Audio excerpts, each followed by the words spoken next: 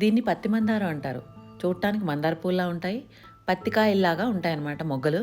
So, అందుకని పత్తి మందారం అంటారనమాట. ఇది ఆంధ్రాలో మా స్థలం దగ్గర ఉన్నది. అయితే ఈ చెట్టు కొమ్మ వేసినా బతుకుతుంది. దీని కాయలు పువ్వయిన తర్వాత కాయల నుంచి వచ్చే విత్తనాలు కూడా వేయొచ్చు. ఈ పువ్వు పొద్దున్నుంచి సాయంత్రం వరకు రంగులు మారుతూ ఉంటుందన్నమాట. ముందు లైట్ పింక్ వైట్‌గా వస్తుంది. తర్వాత లైట్ పింక్ నుంచి డార్క్ పింక్ అయిపోతూ ఉంటుంది.